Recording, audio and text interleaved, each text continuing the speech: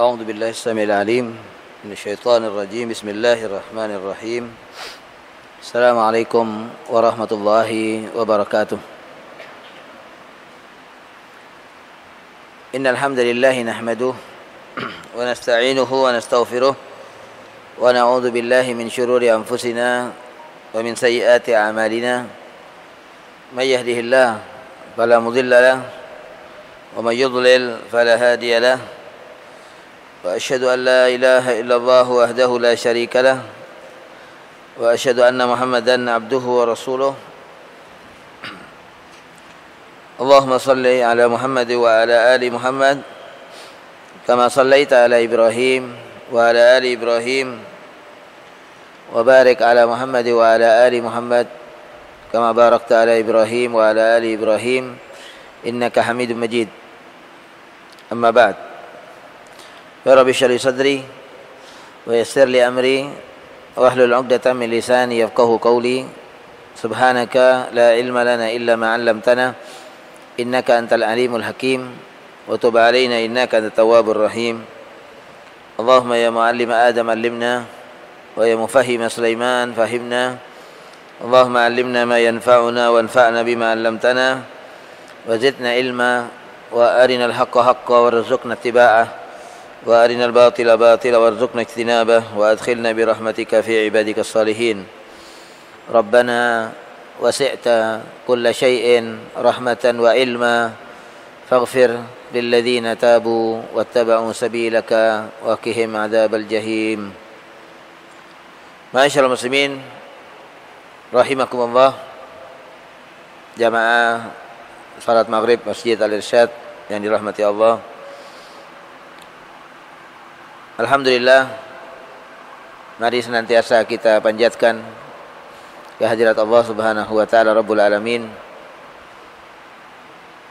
di mana pada malam ini Allah memberikan tambahan kenikmatan kepada kita semua berupa dikumpulkannya kita di tempat yang mulia ini, dengan berharap dari majelis ini kita dapat menggali banyak kebaikan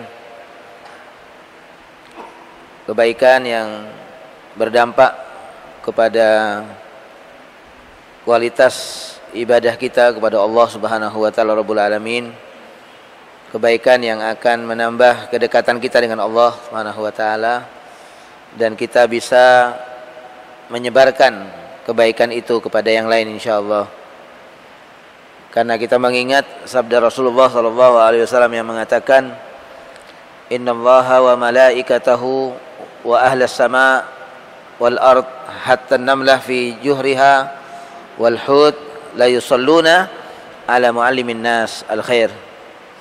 Bahwa Allah dan para malaikatnya, penduduk langit, penduduk bumi, sampai semut di dalam lubangnya dan ikan di dalam lautan, mereka semuanya mendoakan bagi mereka-mereka yang mengajarkan kebaikan kepada manusia. Mudah-mudahan kita termasuk yang didoakan insyaallah. Amin ya rabbal alamin. Ma'asyiral muslimin rahimakumullah. Pada malam ini kita sampai pada ayat ke-14 dari surah Al-An'am. A'udzu billahi minasyaitonir rajim. Qul aghairallahi attakhidhu waliyan fatiris samawati wal ard wa huwa yut'im wa la yut'am. Qul inni umirtu an akuna awwala man aslam wa la takunanna minal musyrikin.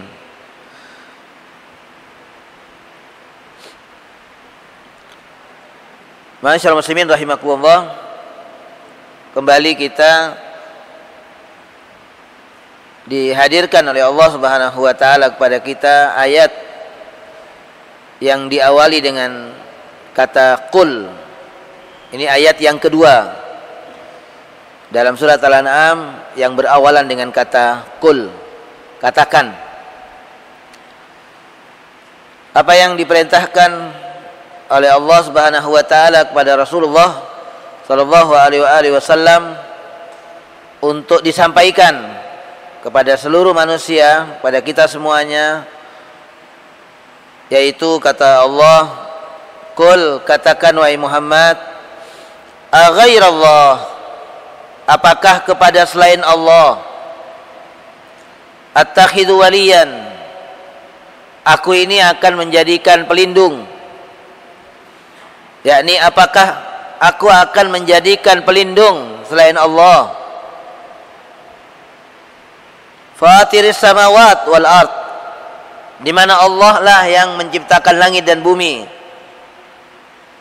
Wa huwa yut'im wa la yut'am, dan dialah Allah yang memberikan makan, dan Allah Ta'ala tidak butuh kepada makanan. Wa la yut'am, dan Allah tidak diberi makan. Qul, katakan lagi wahai Nabi Muhammad. Di dalam ayat ini ada dua qul ya. Yang kedua, qul inni umirtu, katakan wahai Muhammad bahwa aku diperintahkan an akuna awwala man aslam, diperintahkan untuk menjadi pertama kali orang yang berislam.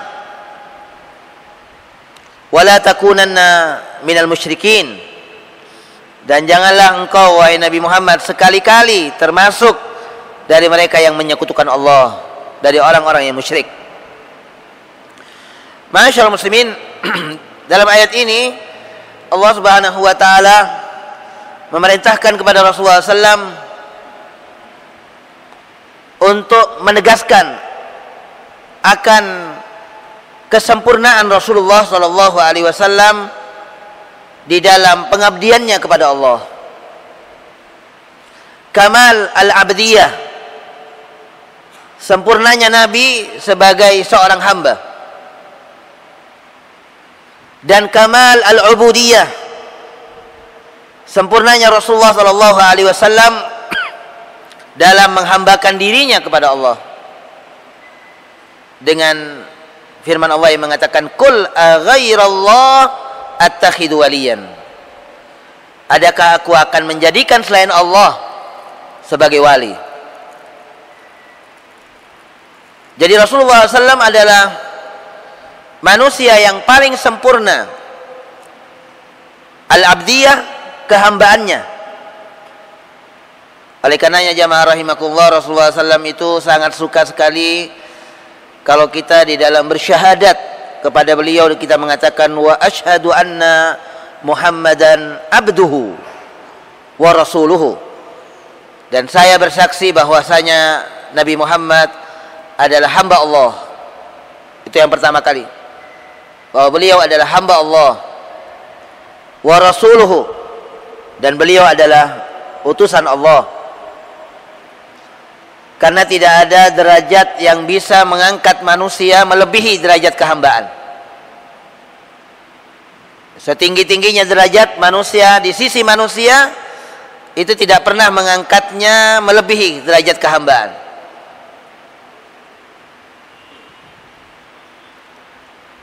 Sehingga hal ini dapat menjadi sebuah antisipasi dari orang-orang yang akan mengangkat Rasulullah SAW melewati derajat kehambaannya. Sehingga Nabi mengatakan, la tatruni kama atratin nasara Isa bin Maryam, jangan kalian mensanjung-sanjung aku sebagaimana orang-orang Nasrani menyanjung Isa putra Maryam. Karena orang-orang Nasrani menyanjung Nabi Allah Isa sampai melebihi derajat kehambaannya. Rasulullah melarang. Dan Rasulullah sangat suka sekali kita ini mengatakan Abdullah wa asyhadu anna Muhammadan abduhu. Dan yang kedua, wa rasuluhu, bahwa Rasulullah Nabi Muhammad SAW adalah utusan Allah. Ini adalah sebagai antisipasi dari orang yang akan menurunkan derajat Rasulullah SAW, bahwa beliau adalah utusan Allah, dan derajat sebagai Rasul adalah derajat yang paling tinggi. Tidak ada yang lebih tinggi dari derajat sebagai Rasul. Dan maqam sebagai Rasul itu adalah pilihan yang tidak bisa diusahakan oleh manusia. Kita ini bagaimanapun kita berusaha menjadi Rasul tidak bisa. Karena ini diperoleh bukan dengan jalan usaha manusia. Tidak. Tapi adalah murni pilihan Allah. Allahu a'lam haitsu yaj'alu risalatah. Allah yang Maha tahu di mana dan kepada siapa Allah akan meletakkan risalahnya ini.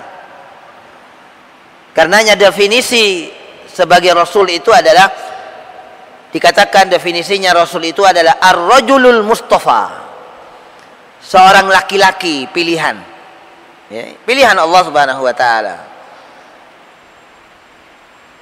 Nah, ma'asyiral muslimin rahimakumullah, Nabi Muhammad sallallahu alaihi wasallam kalau kita perhatikan di dalam ayat-ayat Quran itu mendapatkan pengakuan dari Allah bahwa beliau benar-benar hamba Allah. Maknanya beliau benar-benar qama bihaqqi al-ubudiyah, bihaqqi ar-rububiyah. Beliau benar-benar melaksanakan haknya sebagai seorang hamba. Beliau benar-benar melaksanakan hak Allah sebagai Rabb-Nya. Itu Rasulullah sallallahu alaihi wasallam.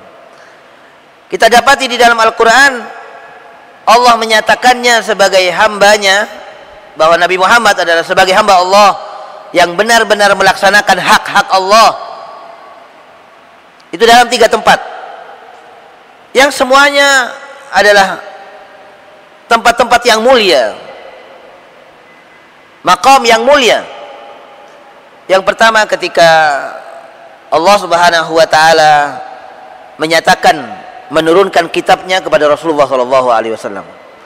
Alhamdulillahilladzi anzala ala abdihi. Segala puji bagi Allah yang menurunkan kepada hambanya. Siapa yang dimaksud di sini? Tiada lain adalah Nabi Muhammad sallallahu alaihi wasallam. Yang kedua, ketika Rasulullah SAW diisrakan, Subhanalladzi asra bi abdihi. Maha suci Allah yang menjalankan di malam hari, menjalankan hambanya. Yang dimaksud hambanya di sini adalah Nabi Muhammad SAW. Dan yang ketiga, ketika Rasulullah SAW melaksanakan tugasnya dalam berdakwah, ketika Rasulullah sedang berdoa dan beribadah kepada Allah, Allah firmankan dalam surat Jin, walamma qama abdullah yad'uhu kadu yakununa alaihi libada. Dan tatkala seorang hamba Allah, yang dimaksud hamba Allah di sini adalah Nabi Muhammad sallallahu alaihi wasallam. Walamma qama abdullah yad'uhu, ketika hamba Allah yakni Nabi Muhammad sallallahu alaihi wasallam berdakwah, mengajak manusia kepada Allah. Yad'u juga maknanya berdoa kepada Allah. Yad'u juga maknanya beribadah kepada Allah. Kadu yakununa alaihi libada. Hampir saja para jin itu berdesak-desakan ingin mendekat kepada Rasulullah sallallahu alaihi wasallam.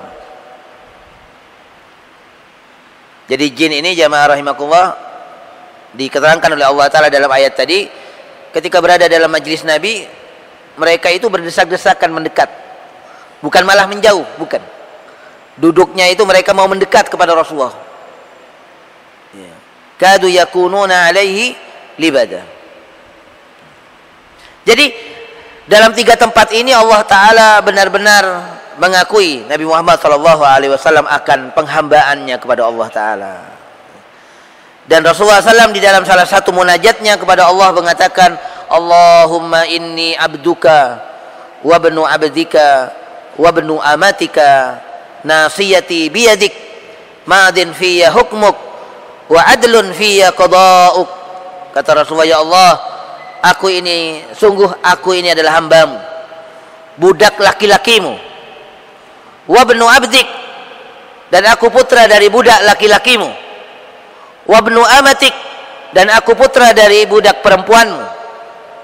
Ini pernyataan Rasulullah SAW akan dirinya sebagai hamba Allah. Nasiyati biyadik, ubun-ubunku ada di tanganmu. Madin fiyya hukmuk, sungguh hukummu pasti terlaksana. Wa adlun fiyya qada'uk, dan sungguh ketentuanmu adalah ketentuan yang adil. Begitu pengakuan Rasulullah SAW kepada Tuhannya. Jadi ayat ini jamaah rahimakumullah, pertama menunjukkan akan kamal al-abdiyah, dan yang kedua adalah kamal al-ubudiyah. Dan ini diperintahkan oleh Allah untuk disampaikan oleh Rasulullah SAW kepada mereka. Kul, katakan wahai Muhammad, aghairallah attakhidu waliyan, apakah aku akan mengambil waliyan, yakni nasiran, penolong, pelindung, ghairallah, selain Allah Subhanahu wa taala? Tidak, ya. Rasulullah sallallahu alaihi wasallam tidak akan menjadikan selain Allah pelindungnya, penolongnya. Beliau hanya akan berlindung kepada Allah, memohon kepada Allah Subhanahu wa taala. Fatiris samawati wal ard, karena hanya Allah Subhanahu wa taala yang menciptakan langit dan bumi. Bagaimana yang Allah jelaskan ya dalam ayat-ayat sebelumnya. Dari ayat pertama dari surat Al-An'am ini, alhamdulillahilladzi khalaqas samawati wal ard wa huwa yut'im, dan dialah Allah Subhanahu wa taala yang memberikan makan, wala yut'am, dan Allah tidak butuh. Allah tidak butuh pada makanan. Allah memberikan rizki kepada kita, memberikan nikmatnya kepada kita. Allah nggak pernah meminta nikmat yang sama dari kita, nggak pernah. Allah menyatakan ma uridu minhum min rizkin, aku tidak menginginkan. Jangan lagi meminta. Allah tidak menginginkan minhum dari manusia, min rizkin dari rizki. Wa ma urid an yut'imun, dan aku tidak menginginkan mereka memberikan makan kepadaku.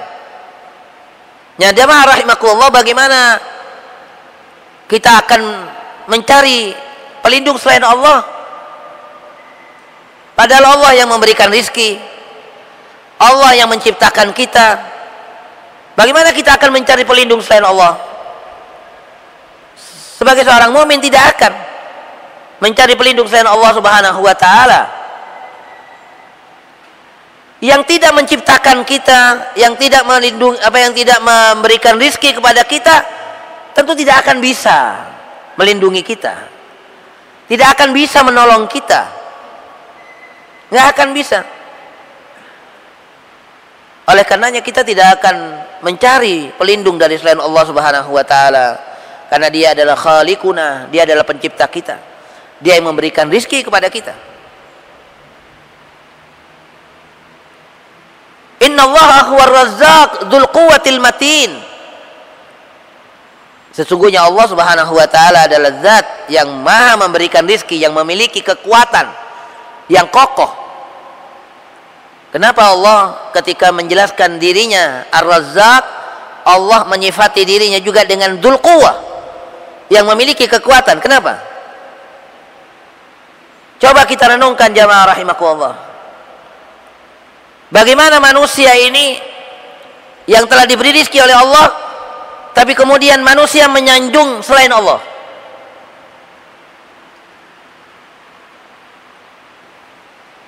Arzuku wa yuhmadu ghairi, aku yang memberikan rizki, ini Allah Subhanahu wa taala yang memberikan rizki, tapi selain Allah yang dipuji. Wa yu'badu ghairi, selain Allah yang disembah. Bagaimana manusia melakukan seperti itu kepada Allah Subhanahu wa taala? Disinilah menunjukkan bahwa Allah adalah zat yang maha kuat jamaah rahimakumullah. Dzul quwwatil matin. Kalau selain Allah tidak bisa, seperti itu nggak bisa. Tapi Allah taala zat yang maha sabar. Allah punya kekuatan sabar yang luar biasa. Akhluqu wa yu'badu ghairi, aku yang mencipta kata Allah, tapi kemudian yang disembah selainku. Arzuqu wa yuhmadu ghairi, aku yang memberikan rizki lalu yang dipuji adalah selainku kata Allah. Kalau Allah Ta'ala nggak punya kekuatan, kesabaran jamaah rahimakumullah, Allah sudah tidak akan membiarkan manusia tadi. Nggak akan dipelihara oleh Allah Subhanahu Wa Ta'ala manusia tadi. Tapi Allah adalah zat yang maha kuat. Allah zat yang maha kuat. Nabi Ibrahim ketika berdoa kepada Allah Ta'ala, warzuq ahlahu minas samarat rabbij'al hadzal balada aminan, ya Allah jadikan negeri ini aman. Warzuq ahlahu minas samarat, berikan rizki penduduknya dari buah-buahan. Apa kata Nabi Ibrahim? Man amana billah, orang-orang yang beriman kepada Allah. Nabi Ibrahim mengkhususkan doanya hanya untuk yang beriman. Berikan rizki ya Allah orang yang beriman. Tapi dijawab oleh Allah Ta'ala, wa man kafar, yang kafir juga wahai Ibrahim. Coba betapa sabarnya Allah Subhanahu Wa Ta'ala. Wa man kafar, yang kafir juga. Hanya Allah kemudian mengatakan, sa'umatti'uhu qalilan thumma attarruhu ila azabin nar wa bi'sal masir. Aku akan berikan nikmat orang kafir itu sedikit sementara di dunia, lalu aku akan paksa dia merasakan kerasnya azab neraka. Jadi orang kafir pun juga diberi rizki oleh Allah Subhanahu Wa Ta'ala. Ini kuatnya Allah Subhanahu Wa Ta'ala. Qul aghairallah attakhidhu waliyan fatiris samawati wal ard wa huwa yut'imu wa la yut'am. Nah, bagaimana jamaah rahimakumullah kemudian ada orang-orang Nasara yang menyifati Isa dengan uluhiyah, dengan ketuhanan. Padahal Nabi Allah Isa kan makan. Dia butuh makan, Nabi Isa. Kalau Allah Ta'ala tidak. Allah justru yut'im, memberikan makan. Wala yut'am. Tapi Nabi Isa enggak. Nabi Isa makan dan butuh makan. Allah Ta'ala mengatakan di dalam Al-Quran,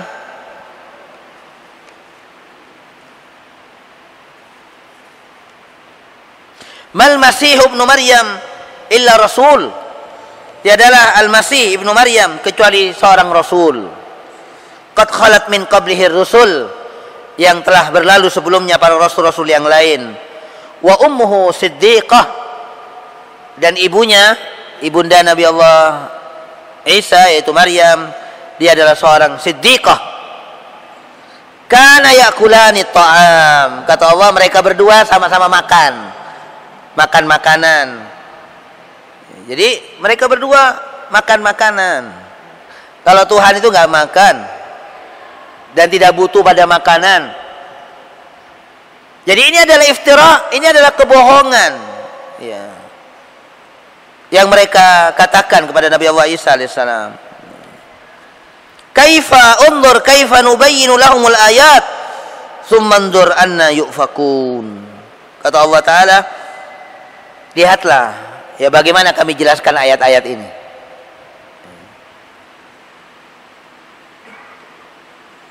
Jadi jamaah rahimakumullah, tidak akan ada yang bisa mengurusi urusan makhluknya kecuali penciptanya. Ya, kecuali penciptanya. Kecuali yang memberikan rizki kepadanya.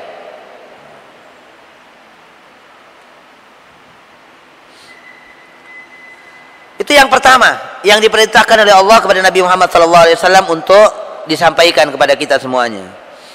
Yang kedua, Allah Ta'ala memerintahkan kepada Rasulullah SAW untuk menyampaikan bahwa beliau adalah awwalu man aslam. Beliau adalah pertama kali yang berislam. Beliau adalah muslim pertama. Ya Allah katakan, Qul umirtu an akuna awwala man aslam. Katakan wahai Muhammad, Qul inni umirtu, bahwasanya aku diperintahkan an akuna awwala man aslam, untuk menjadi pertama orang yang berislam. Jadi Rasulullah SAW secara mutlak beliau adalah awwalu man aslam, pertama kali yang berislam. Dan di zamannya, wa awwalu man aslama fi zaman bin nisbah ila ummatihi alaihi salatu wassalam. Dan Nabi Muhammad sallallahu alaihi wasallam adalah pertama kali pula yang berislam di zaman Rasulullah Shallallahu Alaihi Wasallam itu dibandingkan kepada umatnya, ya, kebandingkan kepada umatnya, kepada umat Rasulullah SAW, beliau adalah yang pertama. Tapi alal itlaq, secara mutlak, beliau adalah awwalu man aslam, pertama kali yang berislam.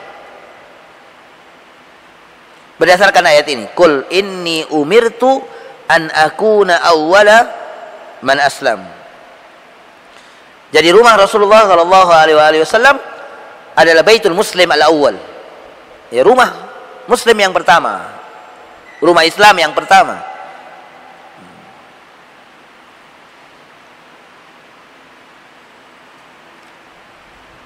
Selanjutnya jamaah rahimakumullah, sebagaimana Allah Ta'ala perintahkan kepada Rasulullah SAW untuk menyampaikan sebagai al-qudwa al-kamilah, sebagai teladan yang sempurna di dalam ketundukannya kepada Allah, di dalam berserah dirinya kepada Allah Subhanahu wa Ta'ala. Dalam waktu yang bersamaan Allah Ta'ala juga mengatakan wala takunanna minal musyrikin, dan janganlah engkau Muhammad sekali-kali, ya, janganlah benar-benar, ya. Jadi Allah Ta'ala tekankan di sini wala takunanna minal musyrikin, termasuk orang-orang yang menyekutukan Allah Subhanahu wa Ta'ala. Jadi Rasulullah SAW juga adalah orang yang paling bersih dari kesyirikan, ya. Beliau adalah pertama orang yang menunjukkan ketundukan dirinya kepada Allah, khudu'nya dan istislamnya kepada Allah. Karena beliau adalah al-qudwah, beliau adalah contoh yang dan teladan yang sempurna. Dan yang kedua, Rasulullah Shallallahu Alaihi Wasallam adalah orang yang paling bersih, ya, paling bersih dari kesyirikan kepada Allah Subhanahu Wa Taala.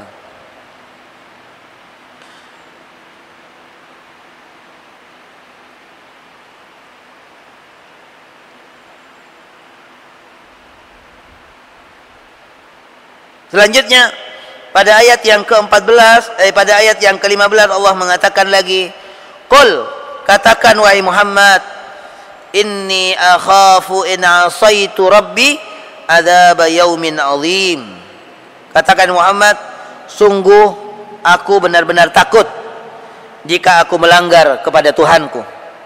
In asaitu rabbi, kalau aku bermaksiat melanggar kepada Tuhanku, aku benar-benar takut adzab yaumin azim, akan azab pada hari yang besar. Nah jamaah rahimakumullah, selanjutnya Rasulullah Shallallahu Alaihi Wasallam diperintahkan oleh Allah Subhanahu Wa Taala untuk menyampaikan bahwa beliau adalah orang yang paling takut kepada Allah. Jadi kita perhatikan, yang pertama dari awal, ya, yang pertama beliau adalah orang yang paling sempurna abdiyahnya dan ubudiyahnya. Yang kedua, Rasulullah adalah orang yang pertama berislam alal itlaq, yang paling sempurna dalam ketundukannya kepada Allah Subhanahu wa Ta'ala. Yang ketiga, Rasulullah SAW adalah orang yang paling bersih dari kesyirikan, orang yang paling jauh dari perbuatan syirik. Oleh karena Rasulullah SAW memerintahkan kepada kita sekalian untuk kita selalu berlindung kepada Allah Subhanahu wa Ta'ala, ya. Allahumma inna na'udzubika min an nusyrika bika syai'an na'lamu wa nastaghfiruka lima la na'lamu. Ya Allah, kami berlindung denganmu dari melakukan kesyirikan yang kami ketahui. Wa nastaghfiruka lima la na'lamu, dan kami minta ampun kepadamu ya Allah dari apa yang tidak kami ketahui. Ini dianjurkan oleh Rasulullah SAW untuk kita senantiasa membacanya di pagi dan sore hari. Allahumma inni a'udzubika an usyrika bika syai'an a'lamuhu wa astaghfiruka lima la a'lamu. Insyaallah orang yang senantiasa berdoa kepada Allah Subhanahu wa Ta'ala dengan doa ini, dia akan selamat dari kesyirikan. Dia akan selamat dari kesyirikan. Yang berikut, jamaah rahimakumullah, Rasulullah sallallahu alaihi wasallam adalah manusia yang paling takut kepada Allah Subhanahu wa taala. Qul inni akhaf, sesungguhnya katakan oleh Muhammad kepada mereka semuanya, sesungguhnya aku adalah orang yang benar-benar takut. Rasulullah SAW adalah orang yang benar-benar takut. In asaitu rabbi, apabila aku melanggar kepada Tuhanku, azab yaumin azim, akan azab Allah Subhanahu wa taala di hari yang dahsyat. Dalam sebuah hadis Rasulullah SAW mengatakan, ama wallahi inni la akhsyakum lillah wa atqakum lah, demi Allah aku adalah orang yang paling takut di antara kalian kepada Allah Subhanahu wa taala. Ma'asyiral muslimin, disinilah bedanya seorang mukmin dengan orang munafik. Dikatakan ammal mukmin, seorang mukmin itu faqad jama'a ihsanan wa khasyatan. Orang mukmin dalam hidupnya dia senantiasa mengumpulkan kebaikan dan rasa takut kepada Allah. Itu orang mukmin. Sekalipun dia melakukan kebaikan, tapi hatinya tetap takut kepada Allah Ta'ala. Ketika turun firman Allah yang mengatakan lilladzina yu'tuna ma ataw wa qulubuhum wajilah, bagi orang-orang yang diberi oleh Allah apa yang sudah Allah berikan, wa qulubuhum wajilah, di mana hati-hati mereka ada rasa takut. Sayyidah Aisyah radhiyallahu taala anha mengatakan kepada Rasulullah, ya Rasulullah, adakah yang dimaksud dalam ayat ini mereka yang minum khamar, mereka yang mencuri? Apa kata Rasulullah? La yabnata Siddiq, tidak wahai putri As-Siddiq, kata Rasulullah. Mereka ini adalah orang yang sholat, mereka ini adalah orang yang berpuasa, tapi hati mereka takut kepada Allah Subhanahu wa taala. Takut manakala ditolak oleh Allah ibadahnya, tidak diterima oleh Allah Subhanahu wa taala sholatnya, puasanya. Jadi mereka dalam hatinya ada rasa takut. Nah, itulah orang mukmin, jama'a ihsanan wa khasyah.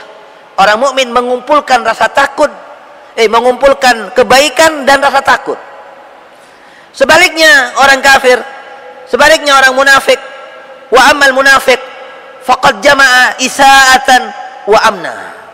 Orang munafik mengumpulkan kejelekan dan rasa aman. Ini sebaliknya.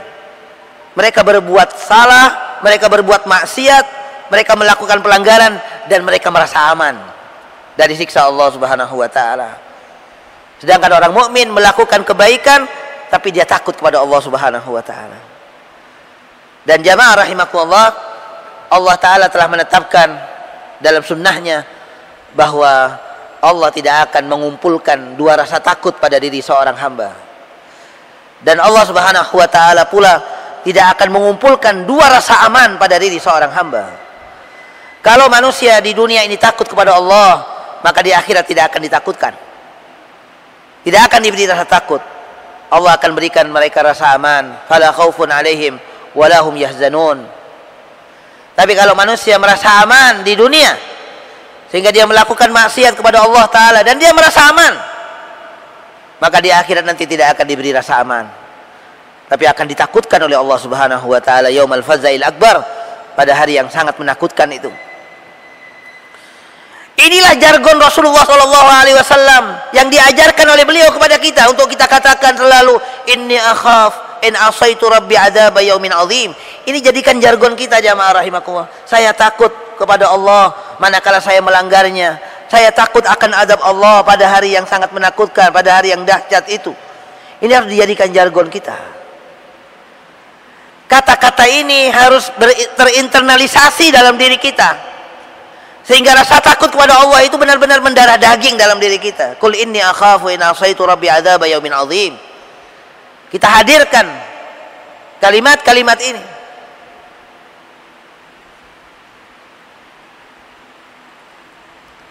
Di sini dikatakan ma ahwajal mu'min, betapa butuhnya seorang mukmin an yatazakkara daiman hadzal ma'na, terus merenungkan makna ini, makna yang terkandung dalam kalimat ini. Qul inni akhafu in asaitu rabbi adzab yaumin azim.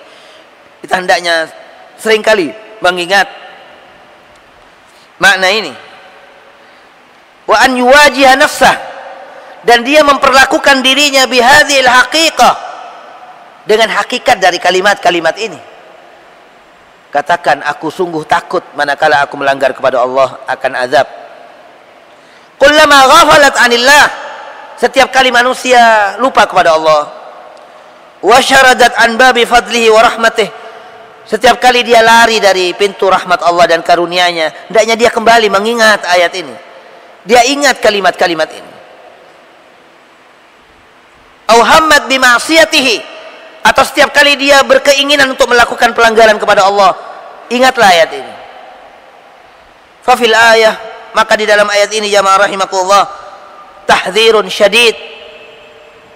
Di dalamnya memberikan sebuah inspirasi kepada kita sekalian akan sebuah peringatan yang besar, an muqarabatil ma'asi wa muqarafatiha, dari melakukan kemaksiatan kepada Allah. Kalau manusia yang sudah dijamin oleh Allah Subhanahu wa taala surganya, Nabi Muhammad sallallahu alaihi wasallam dia menyatakan betapa takutnya kepada Allah. Bahkan dikatakan Rasulullah itu kalau sholat itu terdengar dari dada Rasulullah SAW suara bagaikan air yang mendidih. Dari diri Rasulullah SAW, dari hati Nabi, dari dada Nabi itu terdengar suara bagaikan air yang mendidih, karena rasa takutnya kepada Allah Subhanahu wa taala. Karena Rasulullah itu bisa mengelola, ya, beliau bisa mengelola rasa takutnya itu, sehingga beliau menangis itu di dalam hatinya. Ya, beliau menangis di dalam hatinya. Kalau orang yang baru mulai mungkin dia akan menangis dan akan mengeluarkan suara. Tapi orang yang sudah terlatih, dia menangis karena takut kepada Allah Subhanahu wa taala, tidak sampai mengeluarkan suaranya. Ketika menangis dia tidak sampai mengeluarkan suaranya. Dia bisa mengolahnya. Mungkin hanya sebatas mencucurkan air matanya. Tapi yang lebih tinggi lagi, di dalam dirinya, di dalam hatinya dia menangisnya karena rasa takutnya kepada Allah Subhanahu wa taala Rabbul Alamin. Jadi kalau orang seperti Rasulullah SAW itu benar-benar takut kepada Allah untuk bermaksiat, apalagi kita. Ini tahdzir. Inilah peringatan yang sangat keras dari ayat ini. Apalagi kita yang tidak maksum. Wa man hama haulal hima yushiku an yarta'fi, orang yang mendekat kepada batas-batas larangan, khawatir dia akan jatuh di dalamnya. Yushiku an yaqafi.